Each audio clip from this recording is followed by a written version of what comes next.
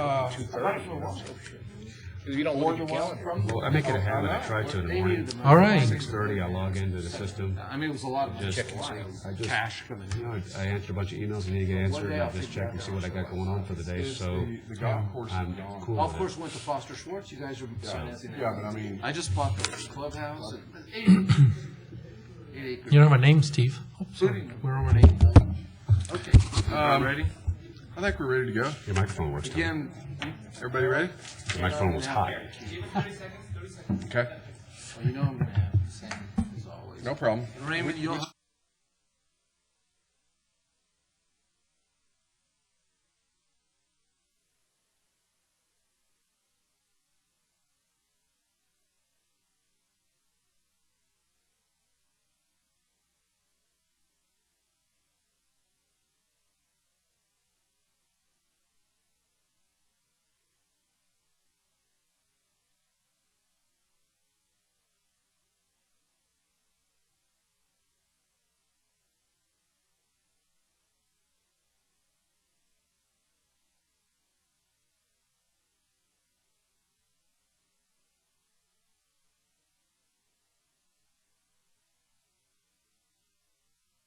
Take a chance, go by.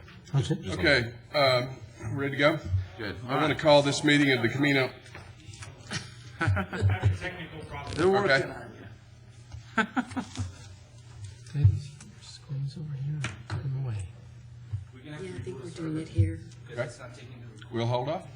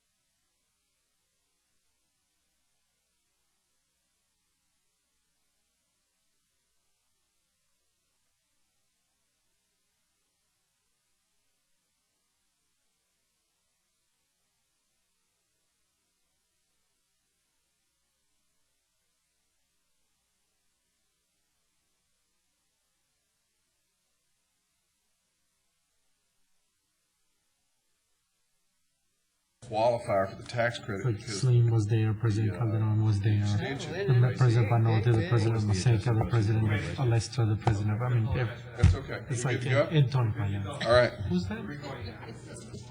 Who's that? Okay, I want to call this meeting of the Camino Real Regional Mobility Authority Board to order.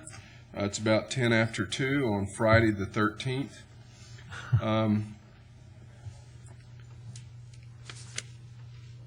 Public comments? No public public comments. Okay. Item number 3, adoption of minutes for the RMA meeting of October 28, 2009. Has everyone had an opportunity to review those? If so, is there a motion to approve same? Move to accept. I have one correction. Just it's Wednesday, not Thursday, October 28th. Okay. Okay, we'll make that revision. Good point. I didn't catch that. That was a nice catch. Move to accept with the correction. Seconded. Any further discussion? If none, all those in favor, please say aye. Aye. Those opposed, same sign. Motion carried. Item number 4, update, discussion and action on the tax increment projection study relative to the Transportation Reinvestment Zone number 1, City of El Paso. Mr. Tejas. Raymond Tejas, Executive Director of the Camino Real RMA. In your packets that were provided just a few moments ago is the actual final tax increment projection study that was developed by TXP, ECM, and Capital Market Research. By way of background, as you may remember, the RMA is looking to use TRZ-generated funds from the Transportation Reinvestment Zone that the City of El Paso created late last year. One of the first steps for the RMA to actually use those funds was to develop this investment-grade study so that we could go out and secure financing for the projects that we're pursuing. So this project, or rather this study, is complete, and I wanted to provide it to you all. We had it finalized late yesterday. I will be providing a copy to TxDOT this afternoon and also a copy to the city as well. I'll also post it on our website. I think of particular importance to not only this board but everyone who's interested in the Transportation Reinvestment Zone. On page 46, you have Table 20, which identifies the TRZ corridor annual tax revenue estimates. And let me explain the study. This particular TRZ is really enormous. It's a large zone. And because of that, we didn't really have the time or ultimately the funds to develop a study that was going to do the entire zone. So what we did was we identified 2 corridors and then 2 subsections of 2 additional corridors to develop the study on. And so the projections that you see here are for those 4 separate areas. Like I say, this became final yesterday, so we didn't actually have the time for the consultants to come down and make it to this meeting. I put it on the agenda early in case we would have it done. And of course, we have it done, but we couldn't get the consultants down. So the consultants will actually come down to the December meeting and provide a full presentation to the board. So by then, hopefully, you will have had some time to digest this. And in the interim, obviously, give me a call if you have any questions. I can put you in contact. If I can't answer, I can put you in contact with our consultants. But either way, the full presentation will happen at the next board meeting. And again, I'll post this online and provide it to the city and TxDOT. So the bottom line is that this document is what we will be utilizing as far as TxDOT is concerned, investment grade, generally accepted in the marketplace. So we're pretty much, and TxDOT is pretty much going to be able to rely on this study in determining our ability to repay whatever financing is set up from the TRZ funds. That certainly is the intent. The intent has been all along that the RMA would provide to TxDOT as essentially collateral and backup for the State Infrastructure Bank loan that we're pursuing for the 4 projects. What we were to provide to them was this study. They have additional preliminary questions that we've developed answers to, and we're polishing those and getting ready to turn those over to TxDOT. And then the third thing is actually item the very next item, number 5, which is the assignment of the TRZ revenue fund from the City of El Paso to the RMA. With those 3 items, we've been told that TxDOT will have a complete package to review our SID loan application, and that application will go before TxDOT in their December agenda. Potentially, I mean, just based on these 2 corridors and the 2 subsections, we're talking about the potential for over $1 billion, right? Yes, sir, right around $1 billion by 20, I believe it's 2040, so about 32 years. Merrick? You just received this. Yes. So my question is, it's in draft form so that we can look, we have to approve it? Or, I mean, what if we have questions? What if we're, I mean, obviously none of us have actually perused it, so, and we haven't had a chance to have any communication with the preparers, which we'll have at the next meeting. My question is it in draft form, or is it already a fait accompli? Is it going to be given to TxDOT with the thought that this is it without the RMA? Well, what we're doing actually is we've gone through it. They provided it to me, I'd say probably 2-3 days ago. We went through and caught typographical errors and that sort of thing. They've put it essentially in its final form and provided it to us so I could provide it to you. Now, you're going to be reviewing it. I had to turn it over, or I am going to turn it over to TxDOT so that they can commence the process. But, of course, this is not complete until you all say it's complete. Well, so my issue is corroborating their assumptions. And, you know, I remember speaking with them and talking to them, and I obviously none of us have had a chance to go through this, and so whether or not they incorporated some of the data that we have, and whether that's in conflict with the data they finally used to create this document, we don't know yet. I mean, we just got it. So my question to you is, if we, and I absolutely agree that it needs to go over to TxDOT, and I agree with assigning the rights that we have under it, but I just want to make sure that that the members of the RMA are in agreement with the facts or the findings before we actually go forward and put our stamp of approval on them and sanction that these are going to be the results. And I certainly understand that, and the way I believe to deal with that is that the next board meeting, as I'm proposing in your agenda, is December 16th.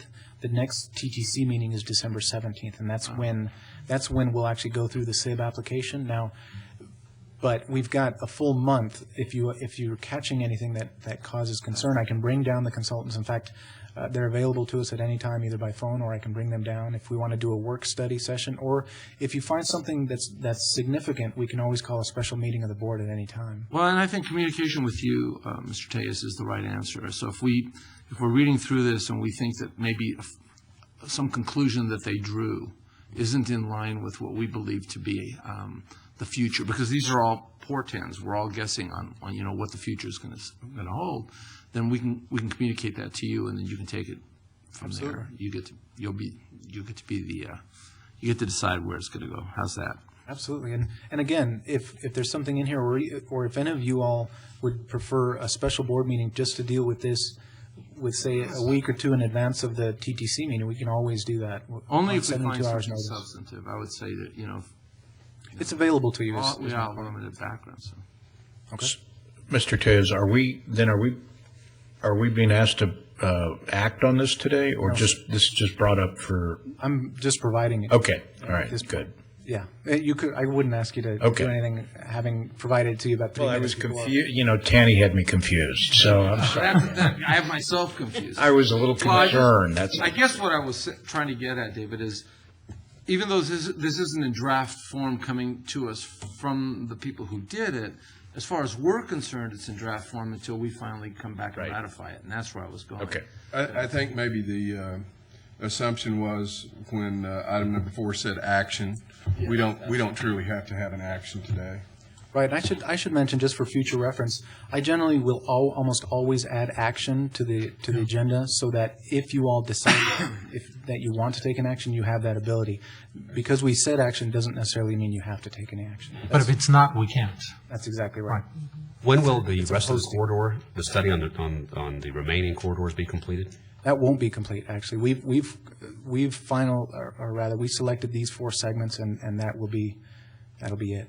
So these basically are representative of the entire TRZ, and the revenues are being extrapolated off of those corridors and subsections? Actually, we selected the highest producing ones, so that, and really the intent of the study was to determine what is a conservative view of what this zone will make. So the highest producing corridors were selected. The bottom line is that you can add the balance to it, but this, assuming that it meets with our approval and with TxDOT's approval, anything over that is just excess. It's enough what you're Right. saying is to cover. Right. I'd like to point out that Vice Chairman Dami showed up at 2:20. Thank you. Thank you for joining us today. My pleasure, I'm honored. All right. Any other questions on item number 4? So no action is needed. Mr. Berg? Yes, Mr. Chair, if I could, on items number 5 and 6, as in past meetings, I'm going to recuse myself and will abstain from any vote for any even potential conflict of interest that may exist on items 5 and 6, dealing with the Loop 375 I-10 corridor connectors. And for the record, an affidavit is on file with the RMA. Very good. Okay, then moving to item number 5, discussion and action on a board resolution authorizing the executive director to execute an agreement with the city of El Paso regarding the assignment of revenues generated by the Transportation Reinvestment Zone Number 1, City of El Paso, Texas. Mr. Tejas. Okay, as I mentioned earlier, in order to pursue the State Infrastructure Bank loan, the RMA had to complete the study, answer some questions related to the study, and then also have the TRZ revenue assigned to the RMA. So what you see before you, and actually what was provided to you by email earlier in the week, is essentially the assignment agreement between the City of El Paso and the RMA. What this agreement does is, actually let me back up just for a second. The City of El Paso created the Transportation Reinvestment Zone in December of 2008. When it did so by ordinance, and in the ordinance there's a provision that requires the creation of a tax increment revenue fund. So when the revenues when the revenues are generated, the city segregates those into the increment fund. What this document does is it assigns that fund over to the RMA for specific use on 4 particular projects in the Comprehensive Mobility Plan. And namely, those 4 are the Americas Interchange Project, the Northeast Trans Mountain Project, the Zaragoza Interchange Project, and also the Aesthetic Project. So it's those 4 that the TRZ revenues will provide a portion of funding for. So really what you see here is a memorialization of the assignment of that fund to the RMA. Now, you'll note also in your packet, there have been certain revisions. Negotiating with the city, we resolved all the language, I believe, last Wednesday, a couple days ago. When we resolved it and the city staff was ready to pursue the approval of this by council, I sent it off to TxDOT, and TxDOT reviewed it because ultimately, as you know, this will essentially serve as collateral for the SIB loan. When TxDOT reviewed it, we spoke last night, and they had a couple of concerns. So what we did this morning was finalize additional language, and that's what you'll see titled Item 5 Revisions in your board packets. Conceptually, there's really just 2 revisions. The first is more of a cleanup item than anything else. It was to clarify the intent of the parties, where we described, for example, on page 2 in the first recital, the language made it seem as though this assignment agreement was not yet in effect until all of the pass-through agreements were signed for each of the projects. We clarified that to note that this agreement is in effect once a pass-through agreement is signed. So that I think was a helpful correction from TxDOT. There's also another fix on page 4. And the other concept, and of course stop me if you have any questions on any of these, but the other concept that TxDOT had some issues with was some of the language in the termination provision. So we spent some time correcting those, and with the city this morning we came to an agreement on some of the language. And really all that it did was it said in the instance where two projects are complete, a third one is underway, and a fourth one has not yet started, say 5 years from March of 2010. Actually, let me back up and go a little more conceptual. The concern from the city was they didn't want us to have access to the TRZ unless we're moving forward. So the way that we addressed that in the agreement was to say the agreement will terminate if we have not complied with all of the provisions of the agreement. Well, TxDOT wanted to clarify that to say any outstanding RMA obligations will continue to be honored by the TRZ and the city, but if we're in default, we cannot incur any new RMA obligations. So, and that was the intent of the parties since the beginning, so the city had no objection to that. So that's what you'll see, and those are the majority of the revisions on page 9. So again, the City of El Paso staff is okay with this language. In fact, they placed this item with these corrections on the agenda for next Tuesday for council, and I'm asking for your approval of this item today. Subject to your questions. Mr. Tejas, on page 8, I guess it's 13B termination. It says this agreement shall terminate automatically at such time as all CRRMA obligations issued pursuant to this agreement have been fully paid. As far as the TRZ is concerned, all we're saying is that we're not entitled to any more of those monies, but what happens with the TRZ? Does it expire the end of the year that the obligation's paid? That's correct. So hypothetically, if our obligations were paid off in February of a particular year, then the TRZ itself would remain in force as a matter of statute to the end of that, whatever that year was. That's correct. And the way we wouldn't be entitled to any of the funds that was there more in excess of whatever obligations we had for these projects. That's correct. Okay. And when the City of El Paso designed the TRZ, they did that intentionally, and they included a provision in their ordinance that said any of what they referred to as excess funds, and that's exactly the scenario that you lay out. Those excess funds are dedicated to, I believe it was, the term they used, I believe, was transit, either that or bus rapid transit. So what they tried to do was, or what they actually did, was they said when it ends, for whatever excess amount is created, that is going towards transit. Okay. Any other questions? And you're satisfied with this agreement? Yes, sir. And we've had with these amendments? Yes, sir. And we've had legal assistance with this. Okay. If there's no other questions or discussion, is there a motion to approve item number 5? Move to approve. Is there a second? So move. Any further discussion? If not, all those in favor of item number 5, please say aye. Aye. Those opposed, same sign. Motion carries. I abstain. Yeah, I'm sorry, Tanny, and Mr. Berg abstained. Item number 6, update, discussion, and action on the 2008 Comprehensive Mobility Plan and the I-10 at Loop 375 America's Interchange Project. Mr. Tejas. Okay. Item A, I wanted to bring to your attention, and in fact, I've included in your packet a spreadsheet that you likely will have trouble reading. And I really did this just more as a description, and I can provide you with the electronic versions later this afternoon. It's a tough read, believe me. Yeah.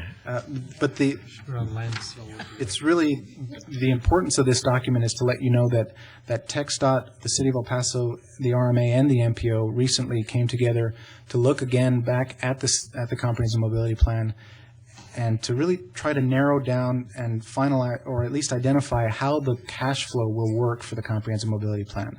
And what you see before you is the proposed cash flow for the entire Comprehensive Mobility Plan. Well, I say entire, rather, it's really the red projects, which are the roadway projects, the yellow, which is aesthetic, and the green, which are transit.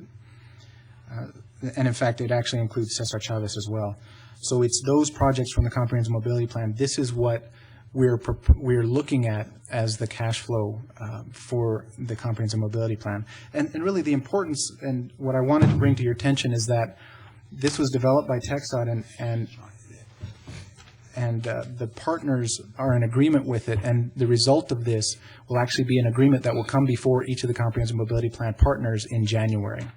So what we're really looking to do is finalize the financing program for the Comprehensive Mobility Plan.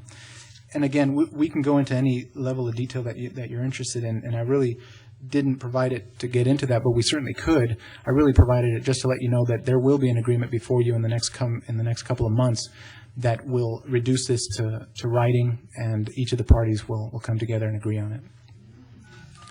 And I should mention, it's important because if you remember at our last meeting, the City of El Paso and TxDOT wanted to negotiate a couple of items, and that held up the assignment agreement from last month.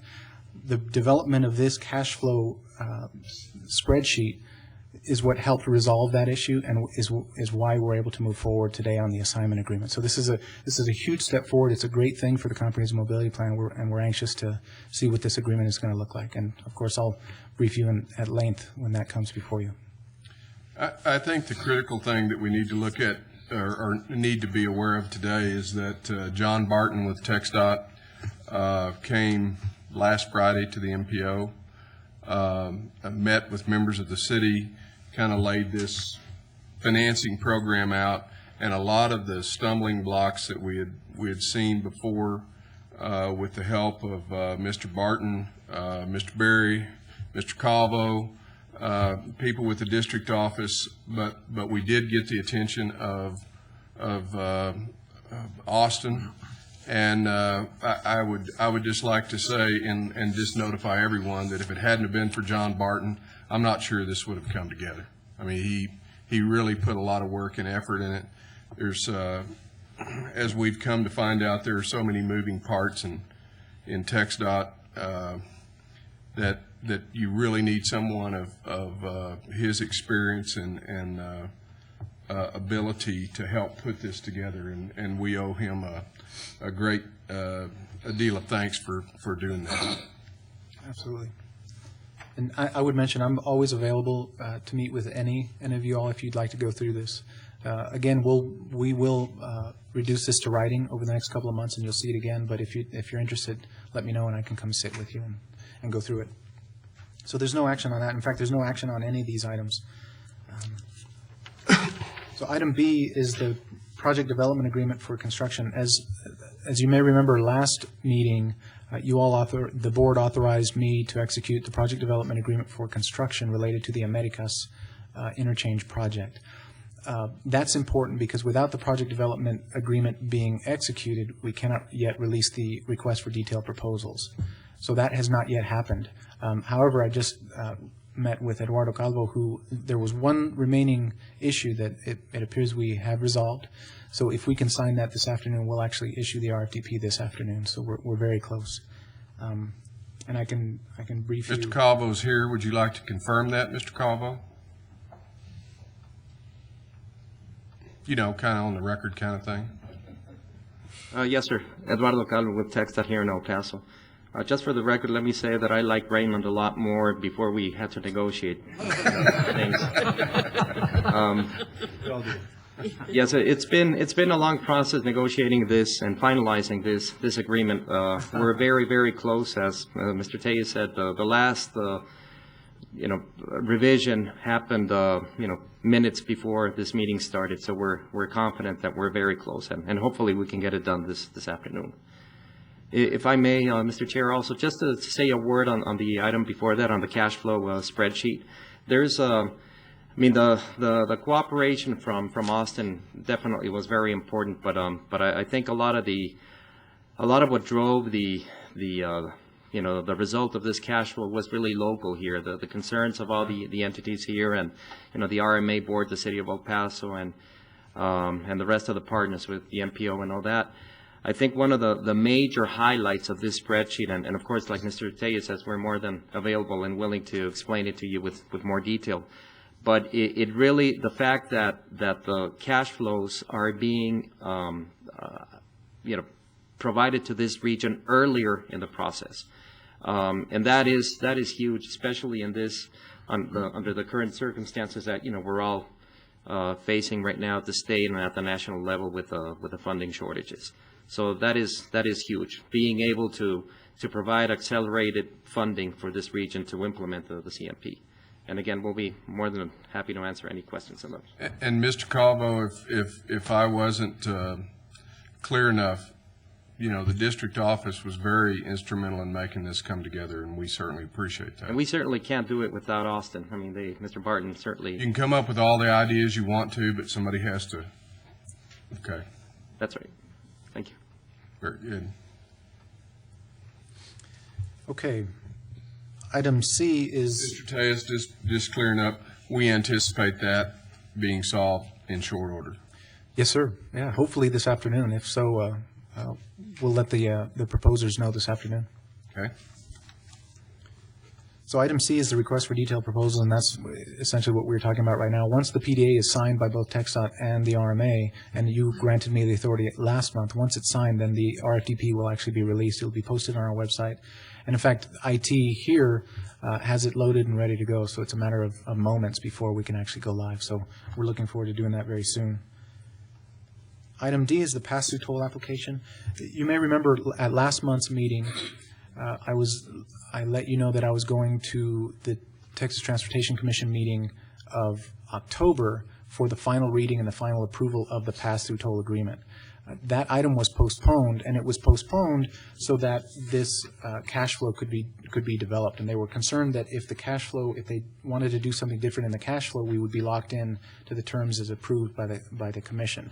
And thankfully, they postponed it because there was a change, and the change was for the better. As Mr. Calvo mentioned, they're expediting repayments to us, which reduces financing costs for us. So it's an excellent change that we're obviously very supportive of. So I'm going back to the TTC meeting, the November meeting next Thursday in Austin, and that will be for the final approval of the pass-through agreement. So that's coming into place now, so I'm excited about that. And lastly, the State Infrastructure Bank loan. We talked a little bit about that. As I mentioned, TxDOT is waiting on three things from us: the study, answers to a list of questions, and then also the assignment agreement. Once the assignment agreement is signed by the council on Tuesday, we will be able to submit a complete package to TxDOT. So we're very close on that, and Mr. Barton has assured us that he will place that, or has placed that item on the December TTC agenda. So we'll be back in December for the final approval of the SIB loan as well. So all of the pieces are starting to fall into place. It's really moving well. Raymond? Yes, sir. What's the sense of council? Will they pass it, or is this going to be? I met with Deputy City Manager Jane Shang and some staff members, Terry Quesada out of the engineering department, and some finance folks from the city as well. We met with each of the council members. We met some opposition by Representative Olguin, who has a philosophical objection to the creation of the RMA and that sort of thing. So he indicated that he would not be supportive of it. But other than that, we believe that we have support of the rest of the council. And the staff, as I mentioned, is fully supportive of the agreement as amended. Because at the MPU meeting last Friday, Senator O'Rourke had some concerns, which were, by the way, addressed very well by Commissioner Houghton. Mm-hmm. So he's over it now.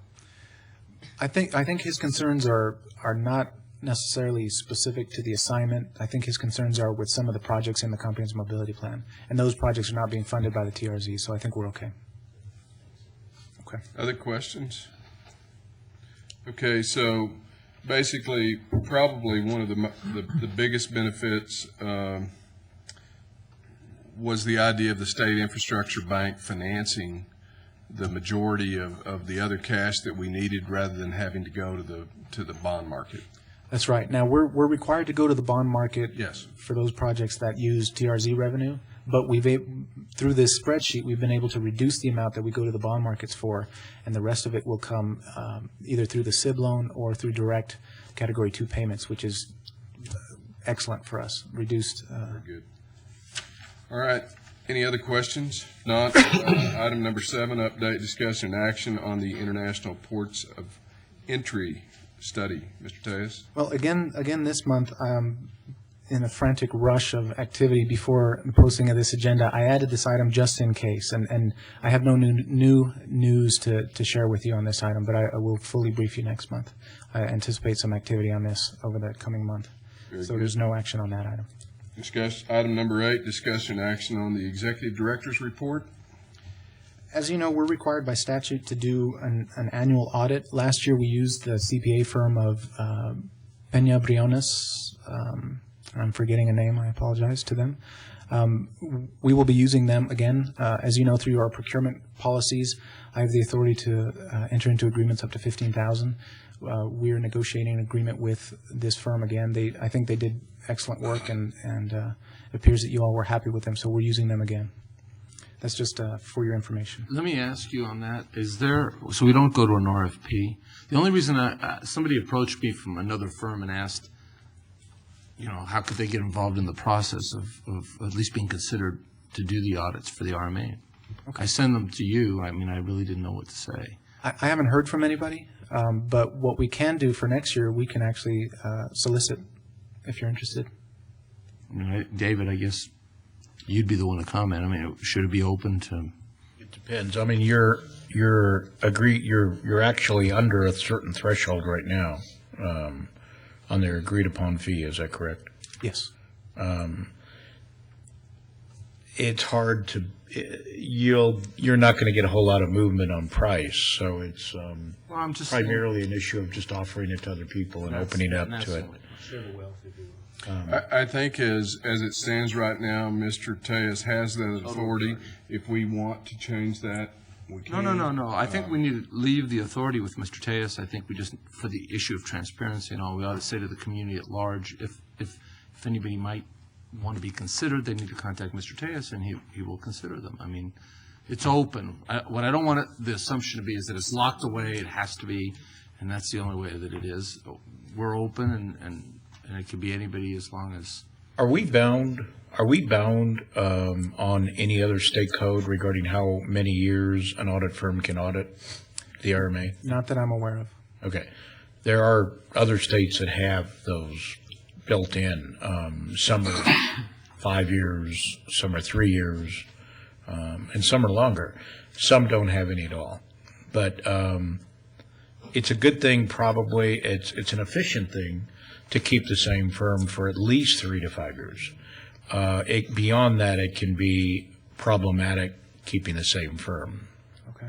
So we might just want to keep that in mind. Okay. All right. Got to check those accountants. Well, yeah, you do.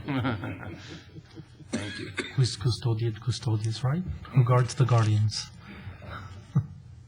Next item, Mr. Tejas. The last item, 8B, as I believe I mentioned at the last meeting, we've been having trouble keeping to our regularly scheduled meeting, which is the third Thursday of each month. The reason for that is actually that the City Council has now scheduled all of their Legislative Review Committee meetings for Thursdays. So that has a tendency to bump us and has done so over the last couple of months. So we're having to set the meetings on a month-by-month basis. But I'll come back to you next month with a proposed new day. I'll work with each of you, make sure that, and I know that Dr. Bayan has a set schedule that has come out, so I'll work with Yeah, you. it has affected me because at that time I had classes, and I mean I can't skip class. Right. So but yeah, I'll send you a few days and times that are good. Most of my classes in the spring are going to be early in the morning or late in the evening, 6 to 9 p.m. So I think I should be okay, but I'll tell you. Okay. And I'll propose at next month's meeting the identification of the date, so hopefully we can stick to that. I know that consultants that are interested in coming down have trouble because we keep moving it, so hopefully we'll be able to set that. Okay, so you're indicating that you don't plan for it to be on Wednesday, the 16th? No, for next month, it will be, unless you all object. That's my proposal, is December 16th, and the reason for that is the TTC meeting is on the 17th, so any remaining actions that need to be taken can be done the day before. But for the future, I'd like to set a new date rather than the third Thursday. Okay, okay, very good. Anything else? No, sir, that's it. No other items on the agenda, so Move to adjourn. Seconded? all those in favor say aye. Aye. Meeting adjourned.